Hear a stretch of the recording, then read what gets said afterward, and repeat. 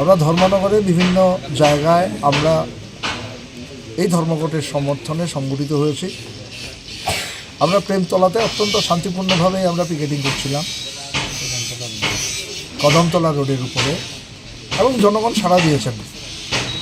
সমগ্র দোকানপাট, ব্যবসা বাণিজ্য বন্ধ, হাট বাজার বন্ধ, গাড়ি ঘোড়া চলছে না। এই পরিস্থিতিতে অত্যন্ত বেআইনিভাবেই আমি বলব, পুলিশ আমাদের এটা বিজেপি সরকারের রাজনৈতিক স্বার্থ চরিতার্থ করবার জন্যই আমাদেরকে গ্রেপ্তার করেন, গন্তব্যস্থলে পৌঁছতে দেয় না। তো এই পরিস্থিতির মধ্যে ইতিমধ্যে আমরা জেনেছি কৃষ্ণপুরেও সেখানে পিকেটারদের গ্রেপ্তার করেছে, রাজ্যের বিভিন্ন প্রান্তে খোয়াইতেও গ্রেপ্তার করেছে। অর্থাৎ মানুষ এই সরকারের বিরুদ্ধে যুদ্ধ ঘোষণা করেছে এই ধর্মঘটে সামিল হয়ে। এই ধর্মঘট শেষ না, আগামী দিনে এই শ্রমকোড যতক্ষণ বাতিল না হচ্ছে ততক্ষণ পর্যন্ত আমাদের এই লড়াই চলবে।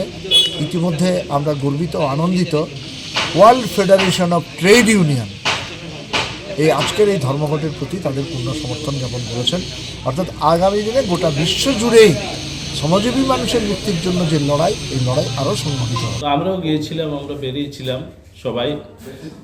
আমরা দেখলাম, যেটা প্রত্যক্ষ করলাম, যে কদমতলা বিধানসভা এলাকার প্রত্যেকটা ছোট বড় যে গ্রামের বাজার রয়েছে সেখানে প্রত্যেকটি দোকান খোলা ছিল, জীবনযাত্রা ছিল একদম স্বাভাবিক, গাড়ি টুকটুক বাইক সব কিছু চলছে। দোকানে যে কাস্টমাররা স্বতঃস্ফূর্তভাবে আছেন, সবাই বাজারে আছেন। কোনো জায়গায় আমাদের কাছে পরিলক্ষিত হয়নি যে বন্ধের কোনো এফেক্ট পড়েছে বলে। আমরা যেটা বুঝতে পারলাম, যেটা ফিল করলাম, যে সাধারণ মানুষ এই বন্ধের বিরুদ্ধে। আমাদের কোথাও কাউকে বলতে হয়নি যে আপনি দোকানটা খুলে রাখুন।